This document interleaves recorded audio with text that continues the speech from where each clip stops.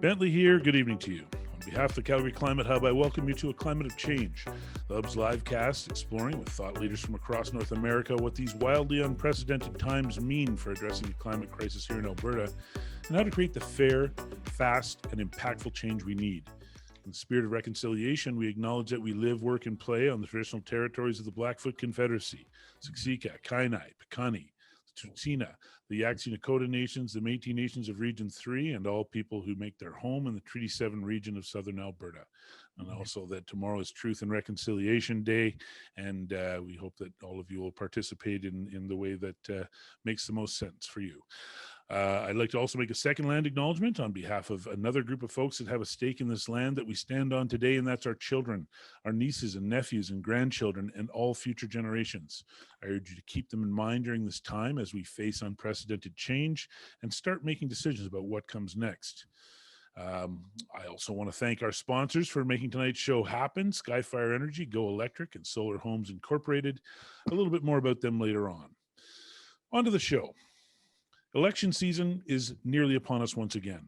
Left unchecked, Alberta's next provincial election may very well end up being about everything but our shared, prosperous transition to a climate-safe future, winning the new energy economy and leaving no Albertan behind.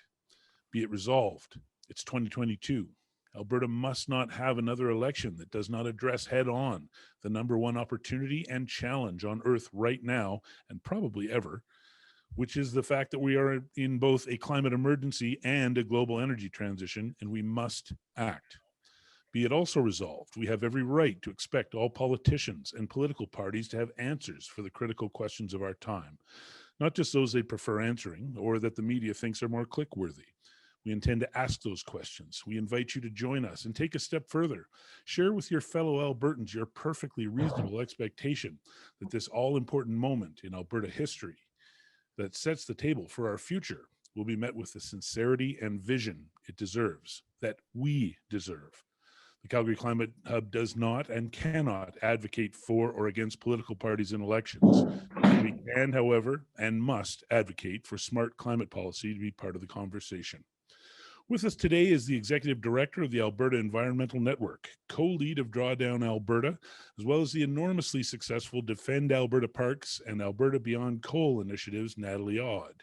Also with us today is the first guest we've ever had on A Climate of Change. In fact, he's the one who came up with the idea for this show in the spring of 2020 in order to ensure the climate conversation continues in the face of a global pandemic. He's an emergency room physician, Calgary Climate Hub co-founder, board president of the Canadian Association of Physicians for the Environment, aka CAPE, and my good friend, Dr. Joe Vipond. Dr. Joe and Natalie Odd, welcome to A Climate of Change. Hi, Steve. Thanks for having me this evening. Well, thanks so much for coming on the show. My guest Joe will be along with us there shortly. But hey there, Joe. But I guess to begin with, what's your sense of the stakes for this coming election as it relates to climate? I'll start with you, Natalie.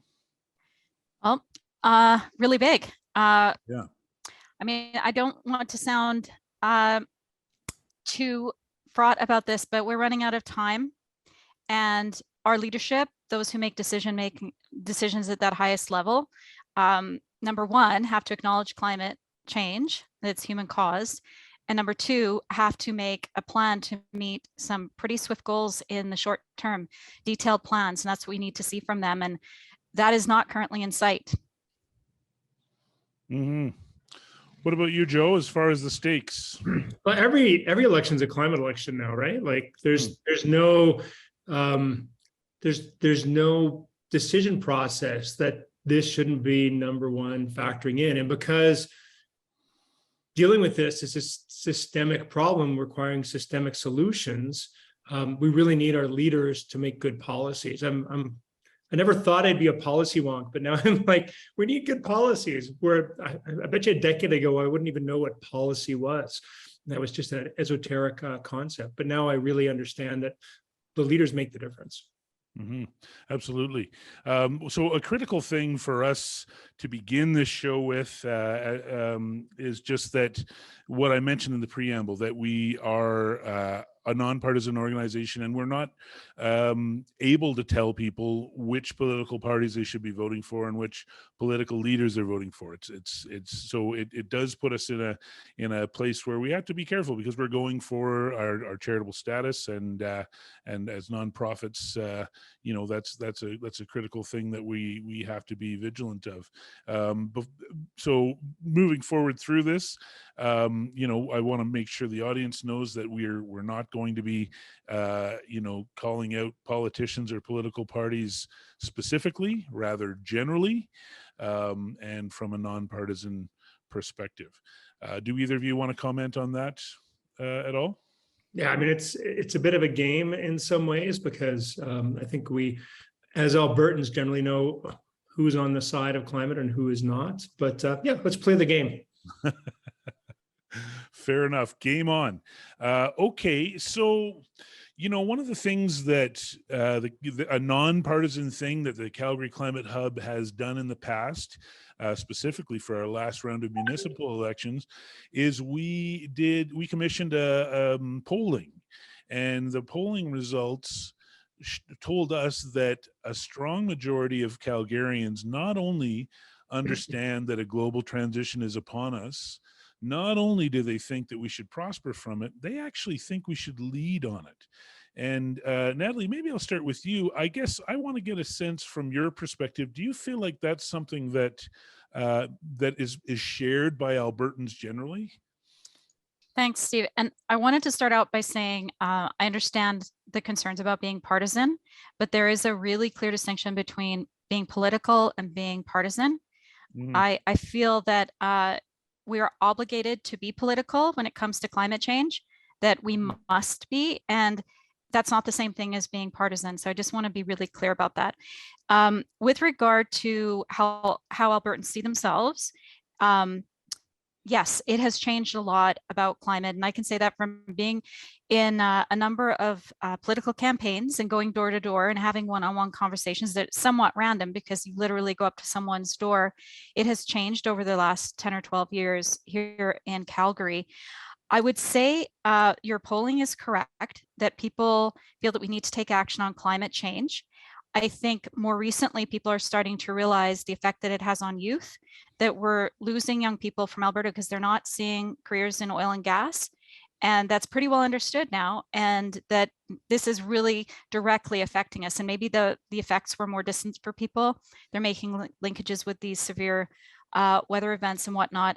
The thing that I wanted to make a point about is, while you'll find that a majority of people think that we should take action on climate change, and some polls show it as high as 70%, where the rub comes in is that not everyone agrees that that should be short-term action. Mm-hmm. It's sort of like, let's kick the can down the road and we'll do it eventually. What we need to get to a point is where people believe we have to take short-term action on this, that it's urgent. And there's some cognitive dissonance around that. People are like, yes, agreed, climate change down the road. We need that urgency. Mm-hmm. Yeah, and I think it's important to recognize that Albertans aren't a monolith. I think there is quite an urban-rural divide, which is quite fascinating, because if you actually look at who is probably seeing climate on the ground every day, it's probably rural Albertans more than urban Albertans. Right. We're relatively sheltered from this. Yet when you look at the attitudes towards climate action, rural tends to not be as supportive as urban. So we'll probably be talking about it. Might as well talk about it now. When you look at the electoral map, they always talk about Alberta being divided up into three different sections: Edmonton, Calgary, and rural. And the party that wins two of those three basically takes the election. We know that the Edmonton is pretty much an orange swath. We know that rural Alberta is pretty much a UCP swath. And so the real question comes down to what's going to happen to Calgary. So a lot of, so it may not, from a political voting mathematical standpoint, matter about that difference. It really matters what Calgarians think in this next election going forward, and how much we recognize the importance of climate. Yeah, and so one of the things that I've sort of have been trying to figure out how I'm going to do about the show is I've also crafted a few questions that I think it's reasonable to ask of our political leaders and the political parties. And as we come across some of these different areas, maybe I feel like I'll just ask the question and see if that's a question you think would resonate with the Albertans that we're talking about, or yeah, the Albertans that we're talking about. So the question that I would put together on the rural front is to say that extreme weather is crushing our farmers. How will you ensure Alberta's rural communities stop getting pounded by climate change and start prospering from it?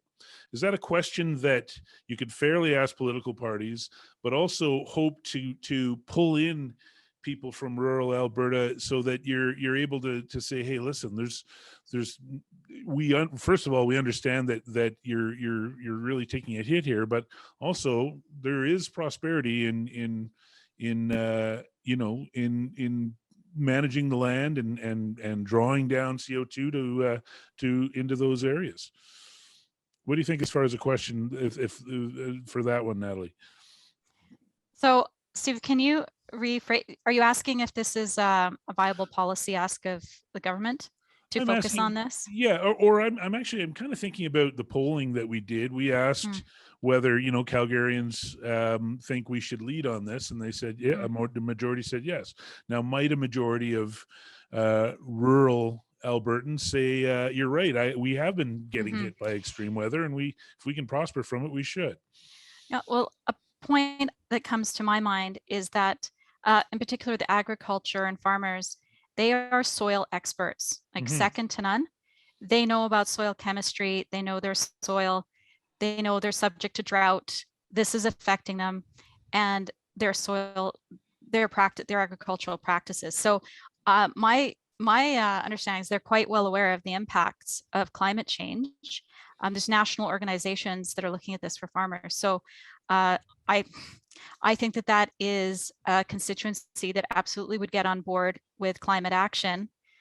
And that is, I think that the government would be well positioned to speak to them about that. But first of all, they have to acknowledge that climate change is caused by humans and that we need to do something about it. So I don't think it's a strategy that they're employing because it's not really a goal that they have right now. Yeah, I think the prosperity thing, what's interesting is that especially when it comes to wind, when you put up a wind turbine on your land, you get royalties from that. Yeah. And that's immediate diversification of your income. And I think a lot of farmers need that diversification because the income coming in from the land is not reliable year after year with the varying climate. Solar is a little bit different because you basically once you transform land into a solar farm, aside from maybe some small livestock, sheep farming is what I've seen in the past. You kind of lose the land to agriculture, but man, those wind turbines, the plows come right up like within inches of the base, within centimeters of the base of those turbines. It's pretty impressive. So that would be another way of bringing on the prosperity aspect. Regenerative agriculture, which is, I think, what Natalie was speaking about with soil. I think there's still some debate about how powerful a tool that is. And I'm certainly no soil expert, but the best hope is that it is a way forward that will protect us. As they say on the Rural Roots to Climate Solutions, what's good for the farm is usually good for the climate. So they go hand. Well, I keep thinking, I mean, there's a few industries and areas that I feel like eventually they're going to be the ones that really stand to benefit from the enormous shift that we have to undertake. And certainly one of them, I mean, Natalie, given that your role with Project Drawdown, the amount of solutions that have to do with land management and that really could be taken on by rural Alberta, I feel like it's eventually we're going to see Canada looking to put money into rural Albertans' pockets to undertake these solutions. Is that would that be something that our provincial government should be asking the feds for? Well, see, the way I look at it, there are many, many climate solutions, and the premise behind Drawdown, which is international really, is that they gathered hundreds of scientists and looked at the most impactful climate solutions based on where the sources of emissions plus the sinks, and also culture. What effect does culture have on climate change?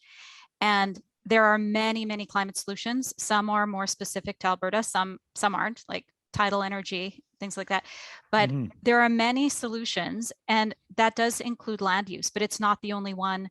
There are many. And I guess instead of getting really specific about the solutions, I think what we need is leadership that's going to look at everything and see where the best return on investment is.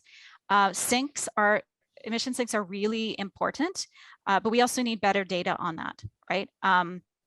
So what we need is leadership to look at all of those climate solutions, and they will include land use, but they also, include buildings, industry, transportation, energy sources. So there's a lot of climate solutions, and I think it would be really advisable to have a citizens assembly or panel of some kind, experts on this. And that doesn't necessarily mean people with PhDs. It means people who work the land, know it really well, have knowledge and awareness. There's a ton of climate solutions.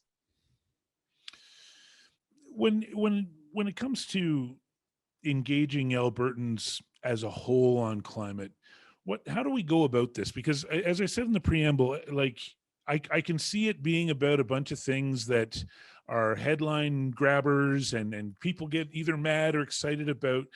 But at the meantime, we're at this critical moment, and so how do we begin getting it into to people's minds that look, we can't let climate go by here? How do we start doing that? I think it's a tough question. I don't expect you to have an answer ready. Maybe you do, but how do we start doing that? Oh, you want to go with first?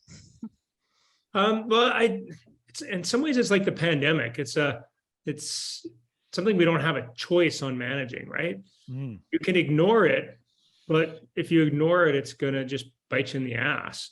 So the question really is if this is coming, and if we have no say in the physics of it, how can we best ride through that storm? I'm afraid, I'm worried that even the best leader, the best policy manager isn't going to bring universal prosperity through the climate era to Alberta.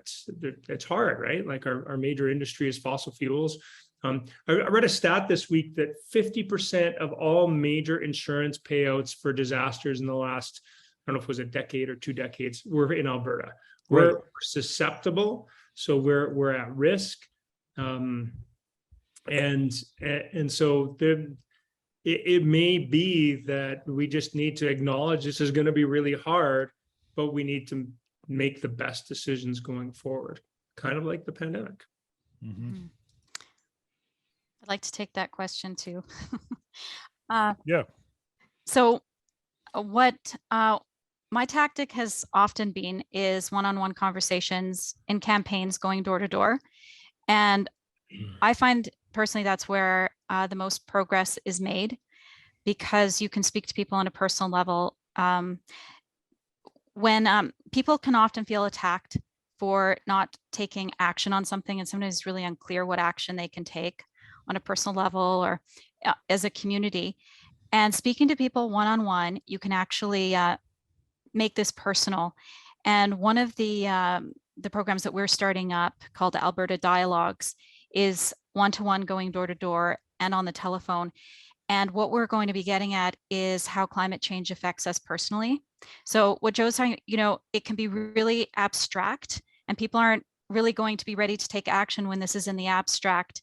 Now, of course, people have suffered through flood and fire now and hailstorms, and they're not necessarily connecting the dots on that, or not wanting to. It's that cognitive dissonance, and one-on-one conversations can bring that out and help people to manage those and figure out what the solution is, what they can personally do about it. And in my view, it's moving people from awareness, where they maybe now the majority of Albertans are aware, to willingness to do something about it, to actually doing something about it. And that means taking an action of some kind that they wouldn't have before. But I am a big believer in one-on-one discussions, which I know you are at Calgary Climate Hub as well. Mm-hmm. You bet. What would your story be if you were, if you're going to talk to somebody about climate and why it's important this election? Can I say, Joe, you have your hand up. Did you want to? Sorry, I don't mean to direct this, but no, that's good. I didn't see the hand. Go for it. Yeah. Yeah, I just wanted to, I mean, one of the reasons why I'm involved with the Canadian Association of Physicians for the Environment is that we've really seen how health framing makes a difference to how engaged people are. The reason for that is because people really don't give a shit about polar bears like we think we do, because they're kind of cute and they're anthropomorphic and they've, sit on their back bums and wave their arms around, but nobody's ever going to drive less because of a polar bear. No. And so really it's about humans, and that's where the health intersection comes when we talk about, there are health impacts from a changing climate, right to the point of death, as you see happening right now in the horrible things happening in West Florida. Or British Columbia last year. Yeah. So when you talk about health framing, it does speak to people. But the actual reality is we don't actually care about humans too much either. Because if something's happening in South Florida or Pakistan, we often won't change our behaviors at all. What we really, really care about is ourselves and those that we love. And so as a physician, when I'm talking to policymakers or the public, I just always try and bring it back to the fact that this is about you. This isn't some esoteric in the future happen to other people scenario. This is about right now, and this is about you and the people that you love. I remember somebody that was quite involved in the climate sphere here in Calgary, and she was telling me that her children be like, yeah, no, it's horrible. They'll be like, the projections are, 50% of the population are going to die, or there's just, I'm making up numbers, but it was some horrible statistics. And she turned to me and she said, but they think they're going to be the 50% that survive, right? Like they just think that way. Right. And so we all kind of pretend that we're invincible, we're safe. But when you look at those insurance numbers from Alberta, it's pretty obvious we're not. When you look at the deaths that happened in BC and Alberta last year from heat, we're not safe. So it's, we need to use that health framing to make it personal for people. I wanted to ask Joe about, can I ask Joe about that? I agree, Joe, and I know we've spoken about that before. I think it really is about the personal impact, and sometimes people don't realize that they've been personally impacted until you have a conversation about those connections, because there's maybe a resistance to seeing the connection, right? That cognitive dissonance. So a conversation can bring that along in a gentle, compassionate way without attacking, to draw the connection between people who've been affected by these weather events. But also, Joe, I'm sure you're well aware about asthma in children and how really scary that is for parents too, and drawing those connections there. So yeah, the health aspect of it is really critical too. Yeah, the asthma was really important through the coal phase out to bring attention to the fact of air pollution. But now it's about wildfire smoke, right? Like that incessant cycle of heat and dryness leading to fires, leading to asthma. Which is much more visible, right? Because if you're lucky, your child doesn't have asthma, but everyone is seeing the smoke. Yeah. So Steve, you walk outside and you take a breath. I was thinking about this. It was maybe a couple of weeks ago. There was some smoke, and you take a breath, and for a second it feels like there's you remember campfires. Your brain thinks about a campfire, and then half a second later you're like, that's not a campfire, that's a wildfire, and that's way far away from me, and I'm breathing it right now. And I think when you look at a majority of Calgarians having changed their position, I think the role of that smoke probably can't be or overvalued. Yeah, we need to take them one step further though, because it's one thing to say you care about climate on a survey. It's different. Yeah. Like we still see air conditioning sales going through the roof. We just, agreed to have 5 new communities on the outskirts contributing to sprawl from our climate friendly council. So, I mean, we're still not there. 1% increase in climate emissions from this city council so far. Mm-hmm. Going the wrong way. Yep. You know what? Before I get to that personal question story that I was asking, Joe brought up the health issue, and I think he's right that resonates with people. It's a personal thing. The other thing that I heard you mention the other day, Natalie, is that it's really valuable to talk to Albertans about economics and prosperity and the money part of it. Does that make sense? Well, it does. Alberta, whenever we go into an election, that's, front of mind for people, and especially right now with affordability and what the future in Alberta is. People are always worried about how they're going to support their family. And it's about articulating a future for Alberta. We see the signs of people leaving Alberta, especially young people. We have to give them different options. And people are we've always been talking about diversification. Mm-hmm. People have lived through boom and bust. We already know this. So we have to think it through to its logical conclusion and decide to do something different. We can't keep repeating the same things. I hope to stay in Alberta. This is where my children are growing up, and it's a great quality of life here. But we do have to make a plan, and I think we're really lacking that. So if we can leverage somehow people's attention to the need for diversification and wanting to avoid boom and bust, that's when we can start having this conversation about what is going to work in the future. And Joe's right. It's not going to be an easy conversation. If it was easy, we would already have done it. We have to make some, hard-hitting decisions and do them now. And we probably won't see the benefits for a while, but that's what planning is, right? Right. You have to plan for the long term. And speaking of the boom and bust, we're technically we're back on the upswing again, or at least our oil and gas companies are as prosperous as ever, but it seems like they didn't bring jobs back along with them. So do you think that's going to have an impact on Albertans generally, perhaps leading into this election? The reason for that is because of the concerns about the duration of this boom. Companies are no longer willing to put money into capital projects. And a lot of the employment in the last, since 2005 has been major capital projects. And so there's still money coming in because the existing projects are bringing money in hand over fist, but there's just not this new. But imagine if we started putting human resources and capital into climate projects, including carbon capture and storage for those industries that can't have that, including, exporting electricity to BC and turning BC and Alberta into this massive hybrid battery electric system.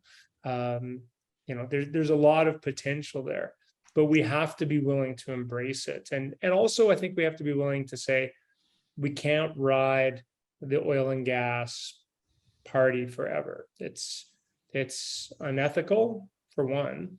It's unreliable. You don't know what the next 6 months is going to be, and presumably, if we're not suicidal as a species, there will be a needful wind down of the industry.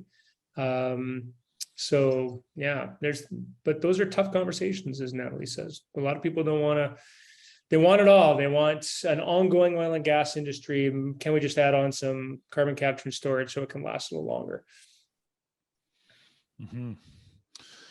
You know what? I'm just going to cut away for a second here and just talk a little bit about our sponsors, and then we'll venture into the second half of the show. So just bear with me. First sponsor I want to mention is Skyfire Energy. They're Western Canada's trusted solar provider since 2001, starting with a vision to bring the magic of solar power to the world for a stronger, healthier, and more sustainable global community. Think about that. 2001 in Western Canada being solar leaders. So they're going to be increasingly more important going forward. Our other sponsor I'll mention is Solar Homes Incorporated. They're your net zero home renovations experts right here in Calgary, Alberta. Invest in your future, lower your emissions, renovate with return. The other one I'll mention is Go Electric, your exclusive provider of used electric cars and plug-in hybrid vehicles for Calgary and beyond. You know, I feel like there's a real sweet spot in there for a used electric cars for folks that don't want to pay the still higher price yet, but are at the end of the life cycle of their previous vehicle. You should go down and check them out. That's what our the Calgary Climate Hub co-chair, one of our co-chairs did, and she left with a used electric car that day, and she loves it. The other thing that I will mention quickly here is that, as I mentioned in the beginning, tomorrow's Truth and Reconciliation Day. And briefly, I'll just say that last year, when all those schoolyard impromptu grave sites were being discovered, I realized that I needed to do a lot more if I was going to be the ally that I thought I was for Indigenous people. And one of the steps I took on my journey was to read the summary of the final report of the Truth and Reconciliation of Canada. I'm going to post the link to that in the chat. They also have 94 calls to action that were made by that Truth and Reconciliation Commission. And I'm going to post those as well. And some of those, you read it and you're like, oh God, how do we not have this done? Like, come on. And so check that out. And I just urge you to think that every day is a good day to call up and email or tweet or communicate however you can to your political leaders and tell them you want some action on truth and reconciliation. Beyond that, I'll just say that Calgary Climate Hub has launched a podcast called The Climate Lens. I urge you to check it out and subscribe and tell your friends about it. Our latest one was about the sprawl that Dr. Joe was just mentioning, and we've got some more shows coming up. I'm the host of the Climate Lens podcast, and I hope you'll go and check it out for us. Meanwhile, I'll go back to Joe, who's got his hand up over there. Yeah, I know I'm supposed to just answer questions, but I just want to pontificate and then bounce things off you. And maybe I'll ask you a question, Steve, along with that. Nobody's ever done it. I love it. Let's do it. All right. Can we talk about fascism for a bit? Sure. I mean, seriously. Okay. Well, yeah, there does seem to be a wave of fascism that is sweeping the globe. We're about to have a leadership election for the UCP, and in a nonpartisan way, I'll just mention that a very astute political leader has said that one of the top contenders is acting like a tyrant. Basically, a tyrant being somebody who does not want to follow the rule of the land. So I wonder what this is going to mean going into the next election. And I want to talk about how important climate is, or ask you guys how important climate might be for this election, because we just had municipal elections where climate-friendly people kind of swept all the major municipalities. Yeah. Maybe not necessarily because it was climate, but maybe related to their progressive views, but definitely progressive with climate included. Australia just had a climate election. Where arguably climate was the voter issue. But I think the first climate election was actually here in Alberta, and it involved Daniel Smith and the Wild Rose, because in the 2013 election, along with the Lake of Fire, which was a big issue for the UCP as well, there was Daniel Smith saying a statement that she wasn't convinced that climate change was real, or that it was done by humans. Mm-hmm. And that was in like the week before the election, and they lost in a landslide. They were expected to win. Things seemed to turn around in a week. So, but do we have that staying power here? Do you think climate is such a huge issue that it can be the ballot box question for Albertans, or do you think that's asking too much of our province? So I ask you, Steve, and then we'll go to Natalie. Well, okay, and I appreciate your question. I feel like, just to pan back a bit, I sort of anticipated this rise of fascism, because I felt like, from 2010 onwards to 2020, I felt like we're just getting more evidence. We're just seeing, we're just going to see more and more things happen. And eventually, like, all you can do when all the science is on your side, or when all the science is against you, and increasingly people are seeing with their own eyes that something's happened, you have to appeal to something else. You have to appeal to their fear, to their hate, or to something else. And so I wasn't surprised by the rise of somebody like Donald Trump. For example, I wasn't surprised by, this movement to try to instill fear in folks, because that's one way that you can get people to overwrite, basic logic and just, your respect for expertise and scientists. And one way you can do that is just make sure they're scared as hell or angry as hell, and then they're malleable. So a lot of that I expected. As far as it being a ballot question, I often wonder what would happen, if the smoke rolled in a week before an election in this province. What effect might that have? I presume that it would. There's that famous moment where Jason Kenney was going to do he was holding a big meeting to celebrate that they were going to axe the carbon tax or something, and they had to cancel it because the smoke was too bad. And, if you saw it in a movie, you'd be like, oh, that's a little on the nose. Come on. How could that be? But it happened. And, as far as this particular upcoming election, to be a ballot question, somebody's got to take that ball and run with it. I think there's an easy case to be made. If you look at what Calgary Economic Development reported about Alberta, they were saying Alberta has the potential to create 170,000 jobs and $61 billion in GDP growth from the global energy transition by 2050. Somebody has got to make sure that we take advantage of that opportunity. And then the other thing is, Calgary's downtown faced a mass exodus of oil and gas head offices. The only thing that I see that can replace that, and that Calgary Economic Development sees as well, is clean tech, and the next types of businesses that can make us winners at the next generation of energy production. There's certainly a case to be made there. And I would also, this is why people don't ask me questions on the show, because I'll go forever. But, I would also say that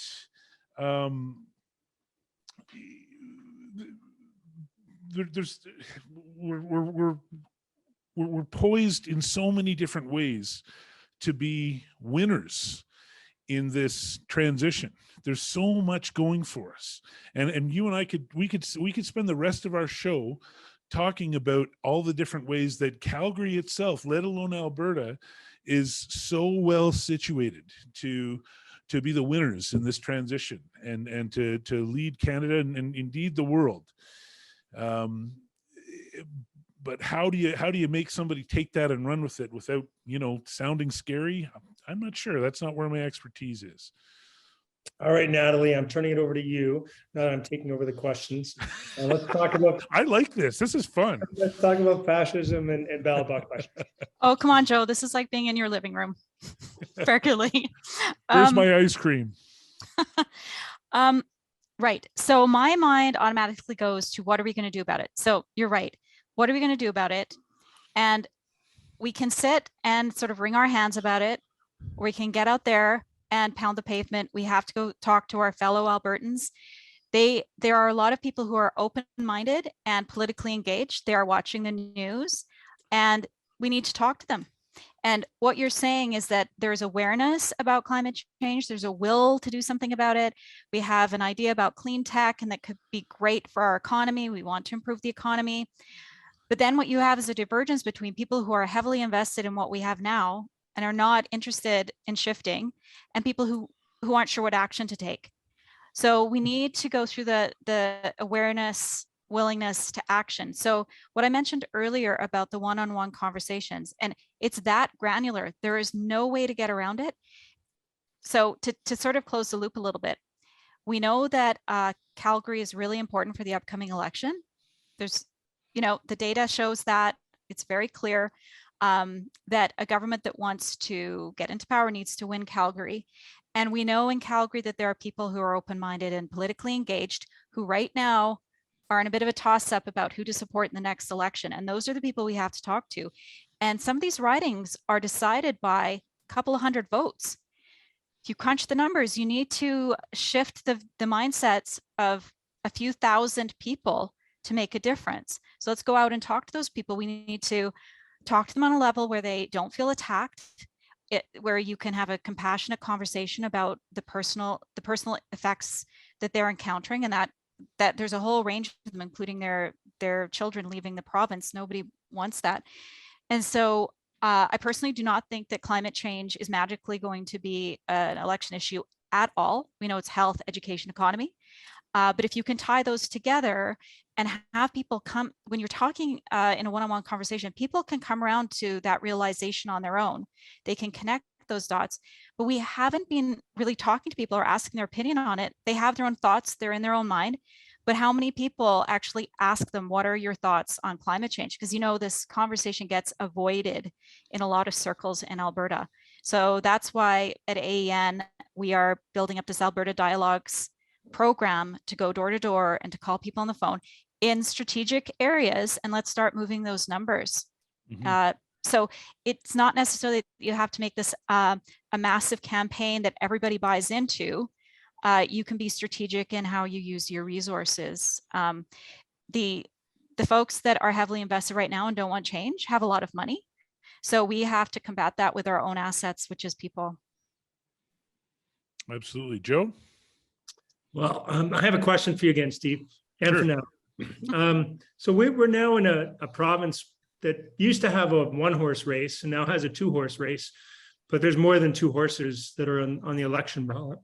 And what are the roles of those non-leading parties in? Are they just getting in the way, taking votes away from the more progressive parties? Are they effective dialoguers and bringing issues up? First to Steve, then to Natalie.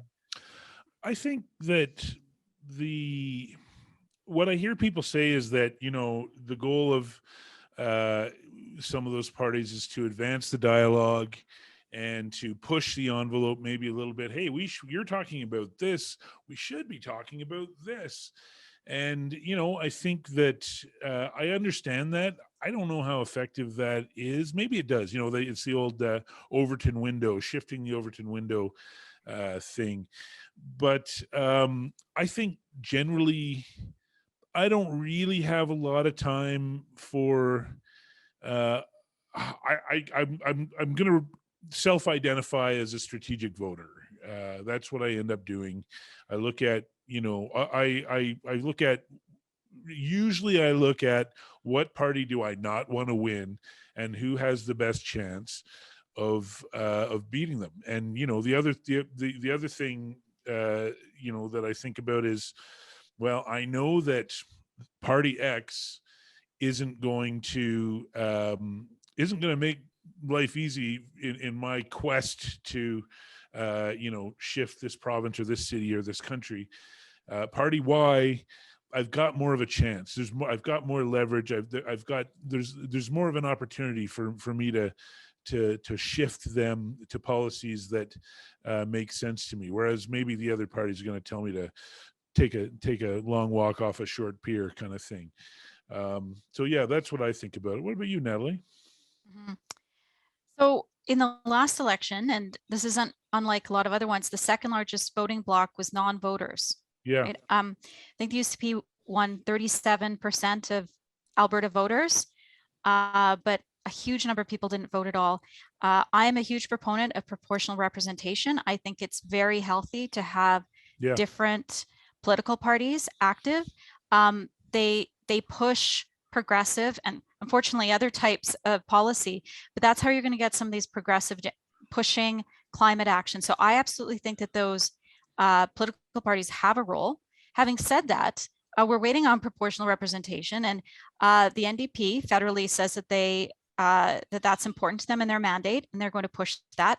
But you don't hear a peep about it, like in all the deals that they're wheeling in federal politics right now. You don't hear that. You don't hear it from any NDP provincial government. And I think that's where we're going to get the richest democracy, is when we can have proportional representation. People can vote for the party that they believe in and get. How many people like yourself, Steve, are not voting for what you want? You're voting against what you don't want. Just about It's all not the a time. healthy democracy. And I think we have capitulated a bit to that, instead of fighting for our democratic rights in that way. So I'm looking over your shoulder, Steve, and I'm seeing the Teardown book by Dave Meslin. Right. Highly recommended read. It talks a lot about proportional representation. The other Dave, there's the Dave squared as far as democracy goes, is Dave Moscrop. And Dave Moscrop is speaking on Saturday at 10 o'clock for WordFest. I'm going to be there, and Right. I'm excited to hear what he has to say, because really two really smart thinkers that talk, really strong proponents for proportional representation. right, his book's Too Dumb for Democracy. That tongue in cheek. Yeah, That's a great title. oh yeah, strongly recommend him also. Good book. Didn't BC do a vote on whether they're going to do proportional representation? Yes, Steve, they did. That is a whole, read the book, right? Yeah, Read Teardown, because there's, very detailed explanation of how referendums work, and that some topics are too complex to simply do a referendum. And there's a lot of ways that referendums are geared in terms of wording and whatnot. It's often suggested you should have a citizens' assembly to look through and weigh the options. And quite frankly, we almost had it federally. And we famously were promised that, I think it was 2015, and did not get it. So I think a lot of people are still pretty upset about that. And so it hasn't happened. But yes, BC did vote. I think there's other provinces that have this far, but it doesn't mean that people won't keep trying. Mm-hmm. So, when we were talking a little bit about how. Hey, who's asking the questions here, Steve? Oh yeah, that's right. Hey, sorry, I'm just going to take on. I'm going to take your hat back or whatever. But I love this. I get the talking stick. I would like if more guests were asking me questions, because I love it. But the question I want to ask is, when you talk about the economics as being something that motivates Albertans or interests them, and you can use that to start to have the climate conversation. Is it more valuable to talk about the prosperity and the opportunity, or the cost? Because both of them are the cost of climate change, as Joe mentioned, we get hit over and over again in this province with big costs. And, to hear some folks, talk that's the big thing about all these programs that you might like. Oh, it's the cost. Well, so what do you think is more valuable, Natalie, talking about the prosperity or the cost? Okay, great question. You can talk about both. I think costs are tricky because there's still a resistance to connecting some of these major costly events, destructive events, with climate change. Mm-hmm. There's still a great resistance to that. It's, as we know, cognitive dissonance. And this is where I think the one-on-one conversations come in, because people can start to connect those dots. Well, actually, the question is really good. And something I wanted to explain about the program we're doing with Alberta Dialogues is it's a very, very intentional program. There is a script that we use, and we experiment with talking to people either about costs or prosperity or both, to see how it resonates with them. And so we will be developing that script, changing it, adapting it, and iterating it based on what we're finding when we go door to door. Because we have had lots of polling done in Alberta, lots of focus groups, but there's nothing that compares to one-on-one conversations, because people will answer differently in polls, they'll answer differently in focus groups, but one-on-one is a different story. When you ask someone's personal opinion and how something has affected them, And again, it's moving them from awareness to will to action. And so even if people have a will, you have to give them something to do. So with our script, what we do is discuss this, hopefully shift their mindset. And at the end, it's, would you be willing to support this policy? So it makes it real. And it's about, okay, now that you're here, would you support this thing that's really concrete? And it's been well studied that if you go through this process with people, that it's very, it's quite a sustained change in their mindset, as opposed to something brief that, I mean, I know a lot of political campaigns were really brief at the door. We say, will you support us, yes or no? And if it's a no, we continue on, right? Right. This is quite different. Mm-hmm.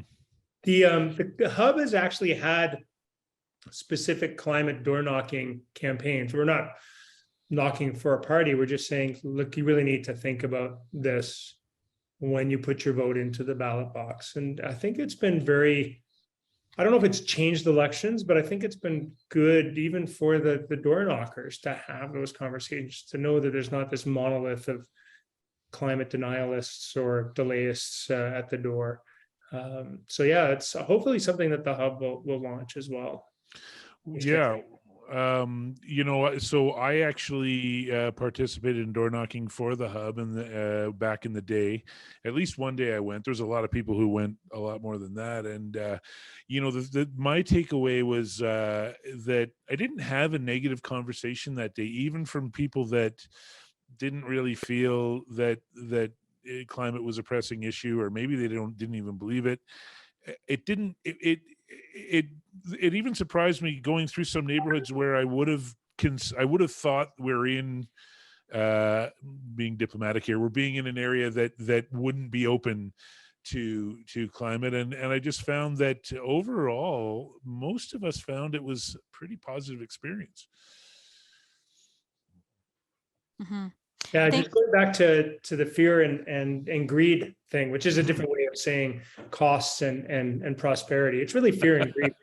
Yeah, okay. When you think about it, and when you think about the motivations that we have as humans, there's like hunger and sex and thirst, and then those when you get beyond those base desires, there's fear, greed, and social, like wanting to be part of the social group.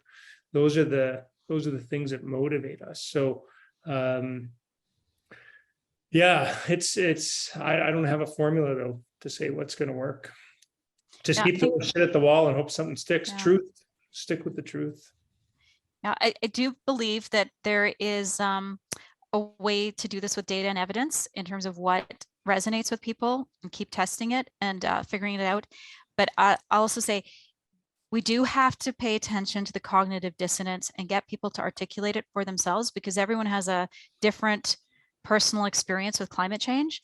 And we need to tap into that for them to really feel emotions about it, because you have to feel an emotion about something to take that extra action, and also to give them something concrete to do.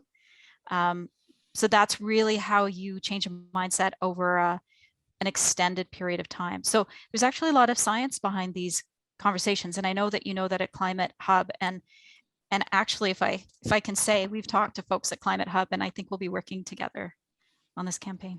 You bet. So you know, I'm going to borrow a page from your book, Natalie, and you know, ask you both about your stories, but maybe I'll give you a little time to think about it, and I'll just mention mine.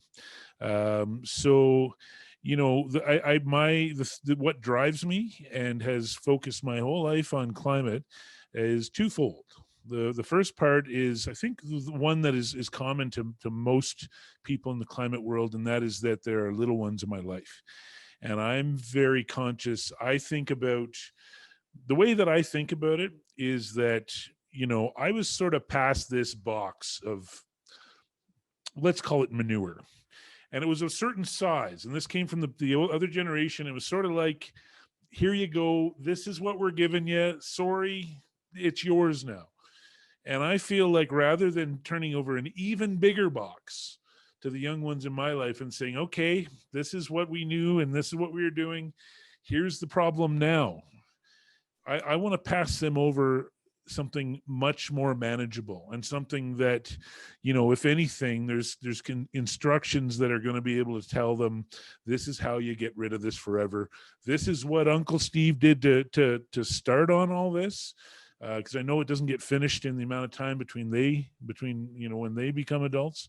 But so the big thing is the little ones. But then the other thing is it would absolutely kill me to see this province get left behind because we couldn't see this opportunity right in front of us. We think we're such big, smart business people, and we're so much brighter than, you know, than everybody else. And yet here's this huge opportunity that's just sitting there, and we're barely even talking about it. And so for me, that, I mean, whether that's an effective story or not, I don't know, but it does motivate me. So anyways, that's my story. That's why I do what I do. Natalie, how about you?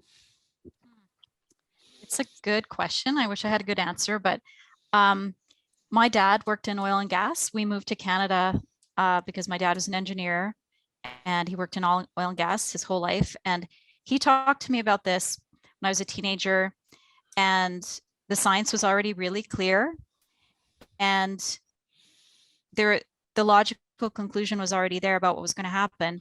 And we know even in the late 1800s, they knew about the greenhouse gas effect, right? They knew this was coming.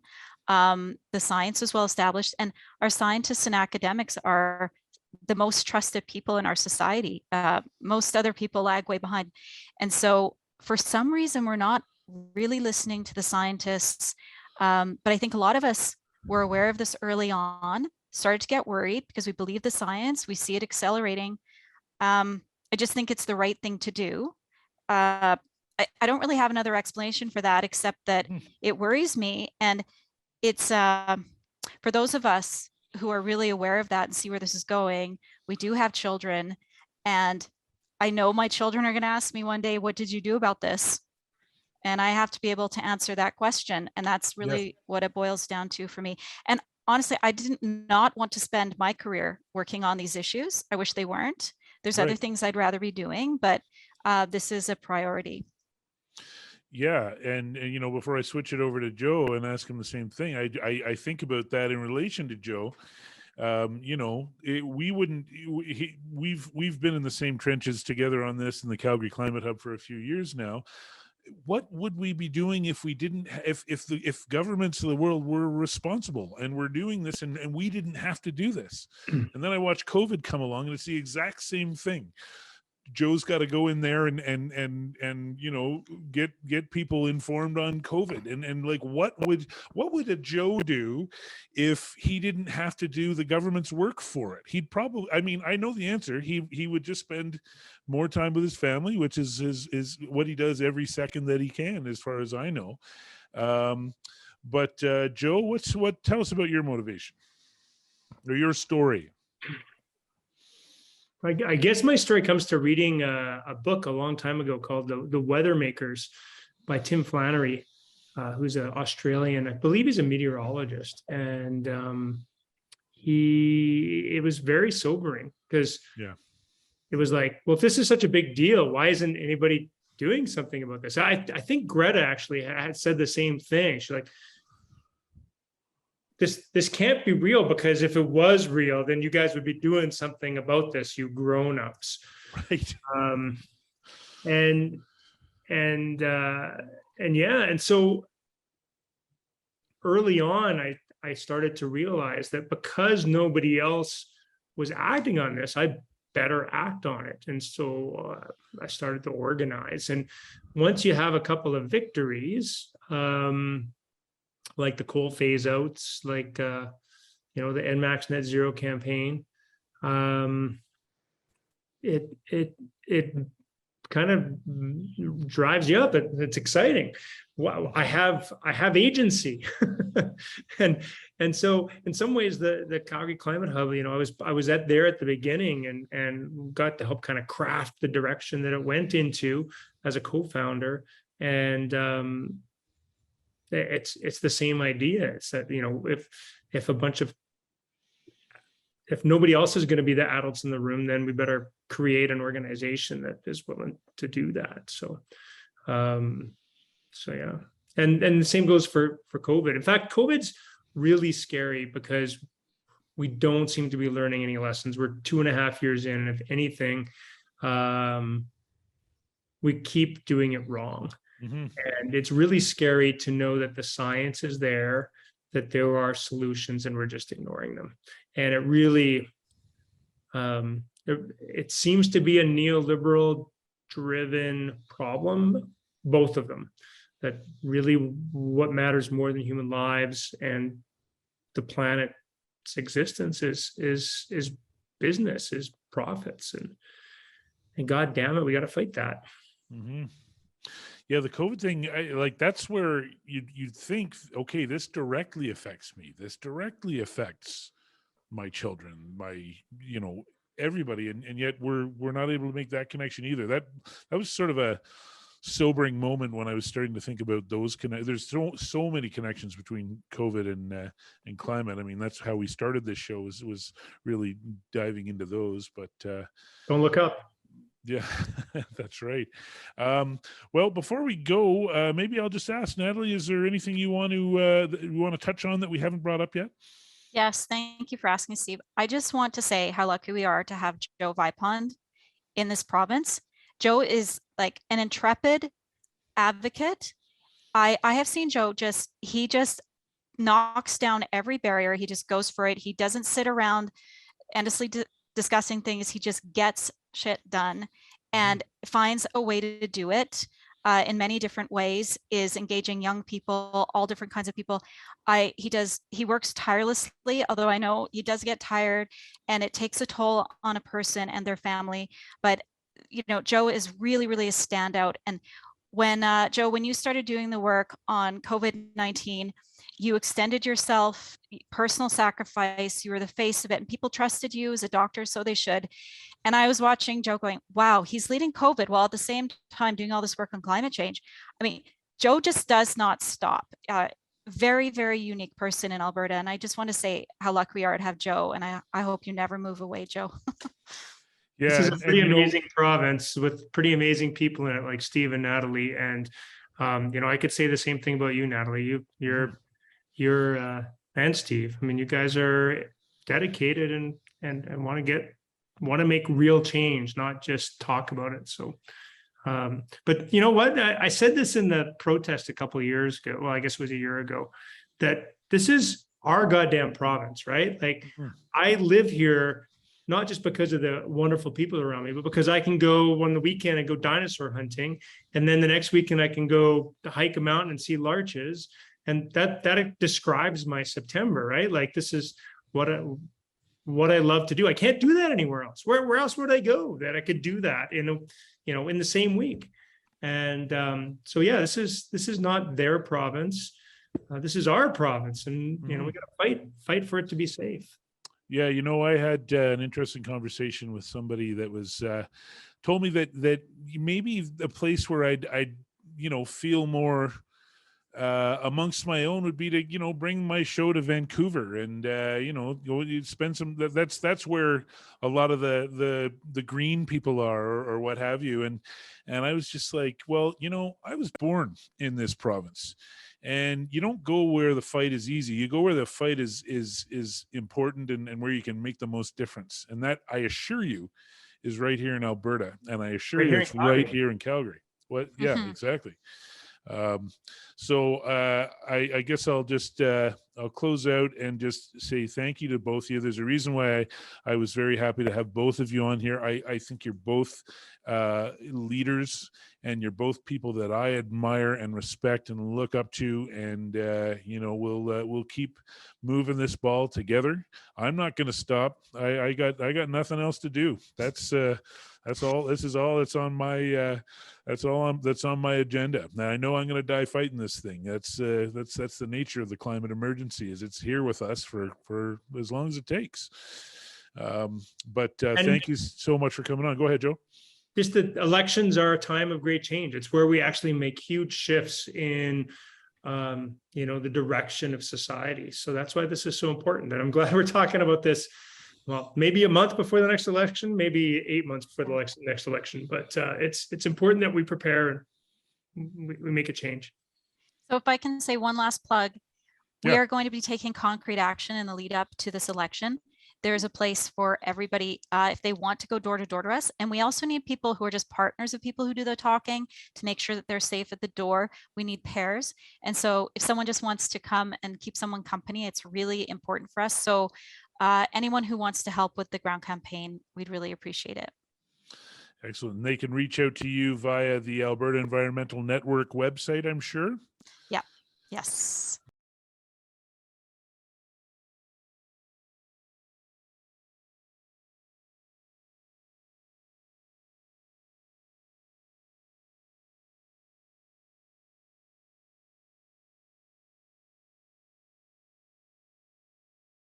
So one of the things that I used to, or that we've done in the past, is I have Dr. Joe come on after I've done an interview show like this, and he kind of passes the hat around for the Calgary Climate Hub. Can I ask you, Joe, to do it again?